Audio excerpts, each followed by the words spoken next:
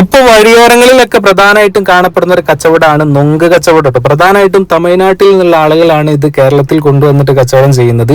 എത്ര സ്കിൽഡ് ആയിട്ടാണ് അദ്ദേഹം കട്ട് ചെയ്യുന്നത് നോക്കി. പെട്ടെന്ന് അത് വഴുതി പോയി, പക്ഷെ എന്നിട്ട് പോലും ആ മൂർച്ചയുള്ള അരിവാൾ അദ്ദേഹത്തിന് പരിക്കേൽക്കുകയോ ഒന്നും ചെയ്തിട്ടില്ല. അത്രയും സ്കിൽഡ് ആയിട്ടാണ് അത് കട്ട് ചെയ്യുന്നത്. ഫുള്ള് കോൺസെൻട്രേഷൻ ആയിട്ടാണ് കേട്ടോ. നേരെ അത് ബക്കറ്റിലേക്ക് ഇടുന്നു. എനിക്ക് ഒരുപാട് ഇഷ്ടമാണ്.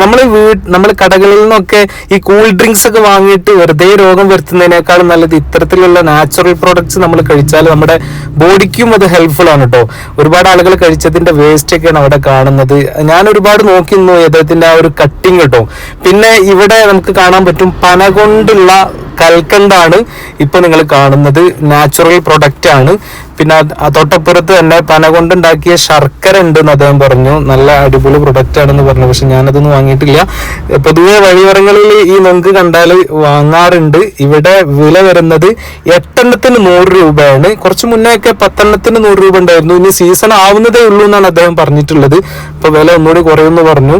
അപ്പോൾ ആ കട്ടിങ് അടിപൊളിയാണ്. നേരെ അദ്ദേഹം തന്റെ മുന്നിലേക്കുള്ള ആ ഒരു ബക്കറ്റിലേക്ക് ഓരോ കട്ട് ചെയ്ത പീസുകളൊക്കെ ഇടുന്നുണ്ട്.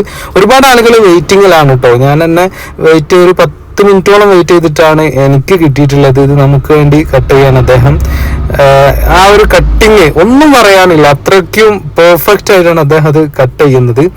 തമിഴ്നാട്ടിൽ നിന്നുള്ള ആളുകളാണ് പ്രധാനമായിട്ടും നമുക്ക് ഈ കേരളത്തിൽ കാണാൻ പറ്റുന്നത്.